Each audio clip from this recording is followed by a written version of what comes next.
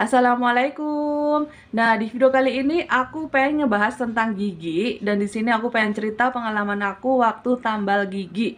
Nah, di sini buat kalian yang butuh informasinya, silahkan tonton video ini sampai selesai.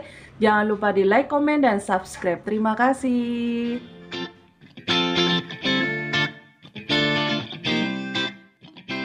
Nah, kali ini aku pengen ngebahas tentang gigi, tapi di sini aku bukan ngebahas obat. Jadi di sini aku mau cerita pengalaman aku waktu tambal gigi ya. Jadi buat kalian yang pernah nonton video aku pasti kalian tahu ya. Jadi aku itu sesombong itu bilang ke orang-orang kalau aku itu nggak pernah sakit gigi dan aku nggak punya gigi bolong ya. Aku bener-bener sesombong itu dan tiba-tiba 2 minggu setelah aku bilang kayak gitu ke orang, 2 minggunya itu gigi aku tuh pecah ya. Jadi gigi aku tuh pecah dan itu tuh sakit terus menerus. Dan itu tuh bener-bener aku udah share ke kalian obatnya itu apa aja menyembuhkan, tetapi nanti ada lagi. Jadi jalan solusinya itu yaitu melakukan bedah.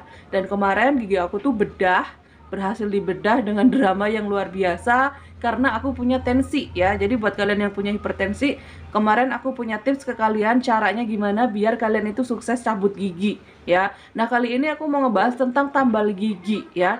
Jadi aku udah kehilangan satu gigi aku dan aku nggak mau kehilangan gigi-gigi aku lagi ya. Dan di sini aku melakukan penambalan. Nah, jadi sebenarnya di sini aku mau cerita ya. Aku tuh ngerasa kalau gigi aku tuh nggak bolong. Aku ngerasa gigi aku tuh nggak bolong. Aku ngerasa gigi aku tuh bagus semua. Pas aku lagi ke dokter gigi, ternyata dicek ada bolong sedikit-sedikit ya.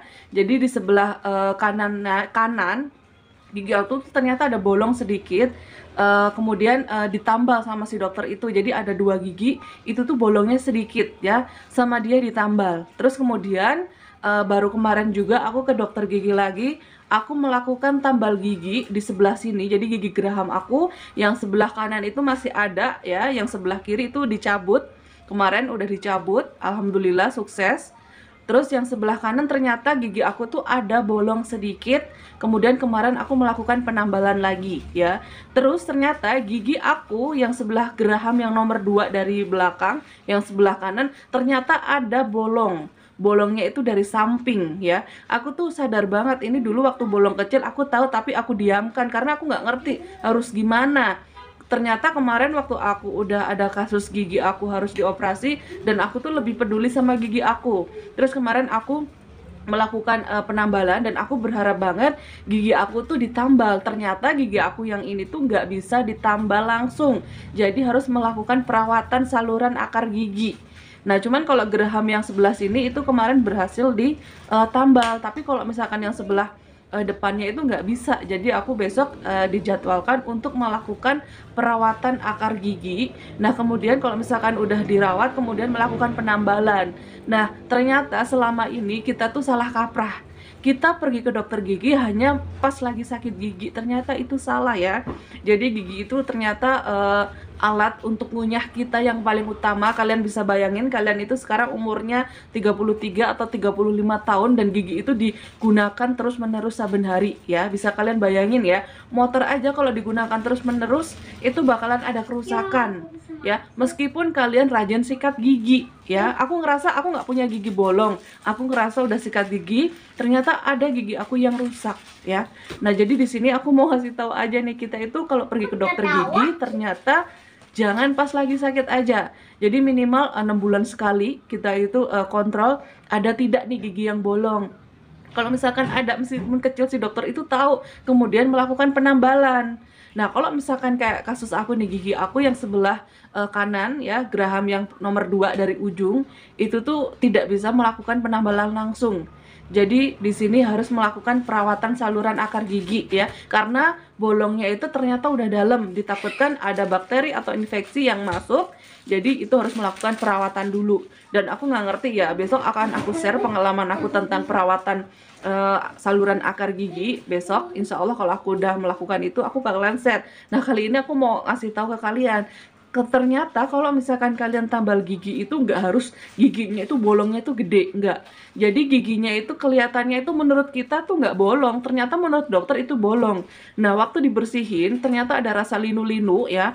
Jadi waktu kita kadang makan asam-asam terasa linu atau kita atau kita minum yang dingin-dingin terasa linu, itu ternyata ada gigi yang bolong yang kita tuh nggak sadar. Cuman kalau kita ke dokter gigi itu bisa ketahuan. Nah, sama si dokter dilakukan penambalan. Nah, kayak gitu ya. Jadi nggak harus yang bolong gede. Justru kalau misalkan bolongnya gede nih ya, kalian bolong tengahnya itu gede, itu tuh nggak bisa langsung ditambal. Jadi kalian harus melakukan perawatan saluran akar gigi ya. Jadi besok itu aku dijadwalkan apa sih namanya untuk melakukan perawatan saluran akar gigi. Kemudian kalau misalkan udah selesai mungkin aku bakal ditambal permanen ya. Jadi di sini kemarin itu hanya aku tuh kemarin nambal 2 gigi ya. Jadi gigi yang pertama yang paling ujung sini yang gigi geraham kemarin alhamdulillah sukses ditambal permanen. Terus yang kedua itu tuh karena aku harus melakukan perawatan saluran akar gigi. Jadi ini hanya ditambal sementara ya. Warnanya juga beda ya. Jadi kalau misalkan permanen itu warna gigi, tapi kalau yang sementara itu warnanya putih. Nah kayak gitu ya. Jadi ini hanya di sementara aja, ini nggak bisa bertahan lama karena ini hanya sementara. Jadi nanti kalau misalkan aku mau perawatan saluran akar gigi, ini dibukanya itu mudah ya. Jadi ini untuk melakukan perawatan saluran akar gigi. Nah kayak gitu ya. Jadi total jadi ternyata ya ternyata yang aku ngerasa gigi aku tuh nggak ada yang bolong, nggak ada yang rusak sama sekali. Ternyata gigi aku tuh ternyata ada yang bolong ya, kecil-kecil. Jadi yang sebelah kiri aku ditambal 2, sebelah kanan aku tambal masih 1, yang satunya lagi ini akan melakukan perawatan saluran akar gigi ya. Jadi saluran perawatan perawatan saluran akar gigi ini manfaatnya ini ya untuk mempertahankan giginya. Gimana caranya gigi ini nggak sampai dicabut, nah kayak gitu ya. Jadi di sini aku cuma mau kasih tahu ke kalian. Jadi buat kalian nih yang punya pemikiran sama nih kayak aku ya, ngapain sih ke dokter gigi, kan nggak sakit gigi ya. Terus gigi aku dilihat-lihat ternyata masih bagus, nggak ada yang bolong ya kan. Ternyata itu salah. Kalau kita dicek ternyata itu ada yang bolong kecil dan biasanya dokter akan melakukan penambalan. Cuman kalau kita itu berpikirnya gigi rusak atau gigi bolong itu harus bolong yang besar, harus nyampe giginya itu bentuknya itu kayak udah menghitam atau mencoklat. Nah kayak gitu ya, padahal nggak kayak gitu ya.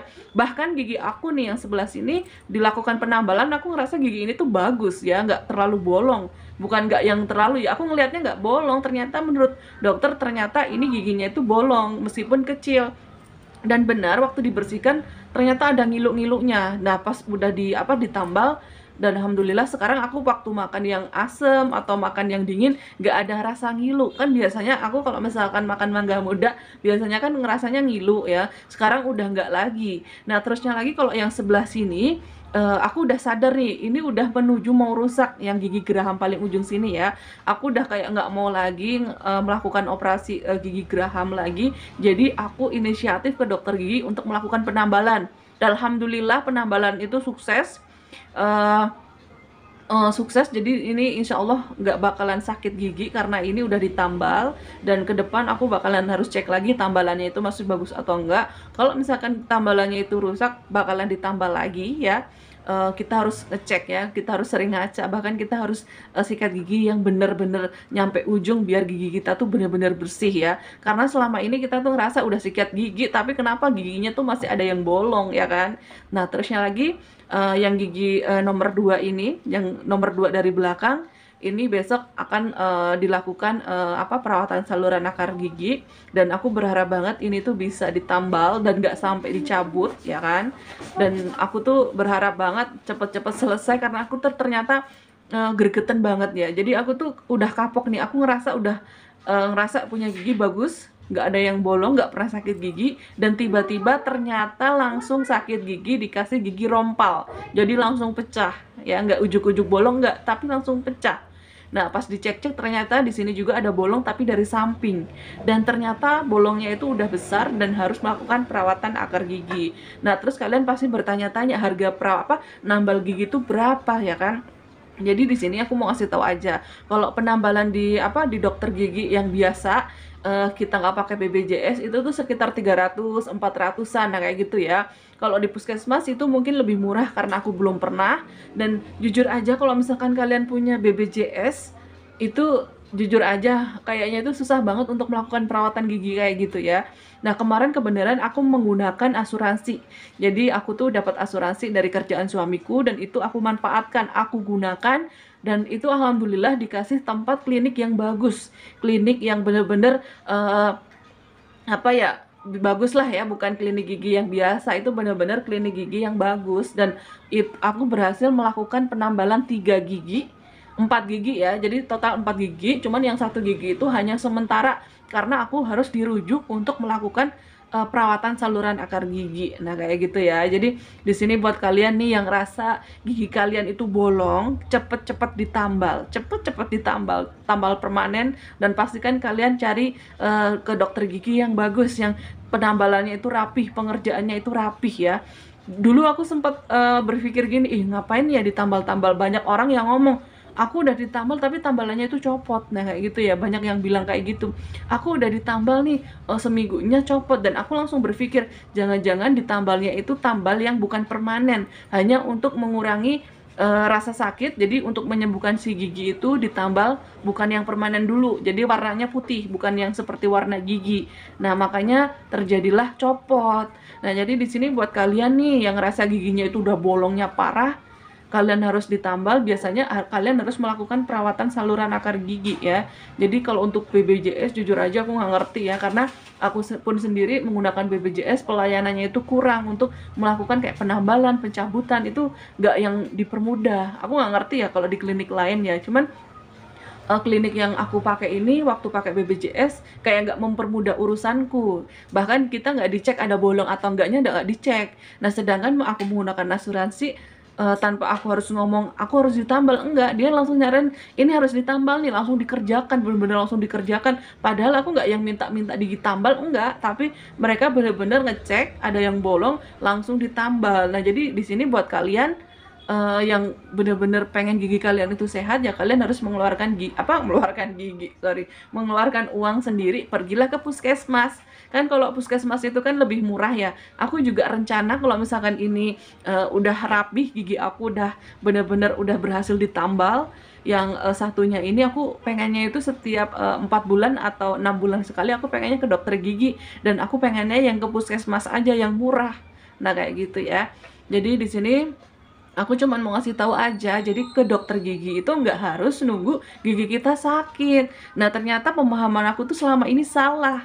Nah, kayak gitu ya. Jadi dulu-dulu tuh aku tuh kalau misalkan berpikirnya itu ke dokter gigi ngapain ya? Masa harus nunggu sakit baru ke dokter gigi ya kan? Makanya aku ke dokter gigi ya baru-baru kemarin waktu gigiku sakit. Ternyata ke dokter gigi itu tujuannya untuk mengecek gigi kita apakah ada yang bolong, apakah harus dibersihkan, nah kayak gitu-gitu. Karena bau mulut juga bisa disebabkan karena dari gigi bolong atau dari kayak plak-plak gigi. Nah, kayak gitu ya. Meskipun kita rajin sikat gigi tapi kayak nggak kejangkau gitu loh. Jadi kita harus dibantu dengan alat dokter gigi. Nah, kayak gitu ya. Nah, mudah-mudahan informasi yang aku sampaikan itu ada manfaatnya meskipun sedikit ya. Jadi aku cuma mau ngasih tahu aja intinya. Kalau gigi kalian itu ngerasa ada bolong sedikit, cepet-cepet ke dokter gigi untuk melakukan penambalan. Jangan nyampe giginya itu benar-benar rusak parah, terus kalian nggak bisa ditambal dan sakitnya itu terus-terusan. Makanya ada yang bilang, ah aku udah minum obat ini nih, ternyata udah sembuh sakit lagi ya, karena itu udah menginfeksi.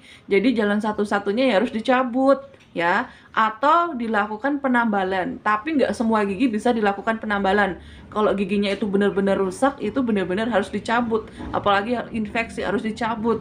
Kecuali kalau kayak yang pernah aku lihat ya, buat yang punya uang banyak itu bisa melakukan kayak penanaman kayak pen-pen gitu terus dikasih gigi palsu. Nah, kayak gitu mungkin bisa ya, cuman aku nggak ngerti ya. Normalnya buat kita orang yang bener-bener nggak terlalu ngerti tentang pergigian ya, kalau nggak ditambal, dicabut atau dirawat akarnya. Nah, kayak gitu ya, untuk dilakukan penambalan. Nah, kayak gitu. Nah, mudah-mudahan kita selalu dikasih kesehatan ya. Jadi aku tuh bener-bener kapok banget sekalinya sakit gigi tuh terus menerus, dan bener-bener diobatin apa aja tuh sembuh tapi nanti ada lagi, ada lagi. Nah, karena gigi aku tuh udah yang infeksinya itu udah parah paling ujung sini ya, jadi dokter gigi biasa pun nggak mau, jadi harus ke dokter gigi bedah mulut ya. Dan kalian tahu kan ceritanya aku punya hipertensi, jadi untuk melakukan pencabutan itu penuh perjuangan. Jadi tensi aku harus aku turunkan, aku harus diet garam, aku harus diet yang benar-benar biar tensi aku tuh terus normal. Bahkan pikiran pun kalau kita stres ngaruh.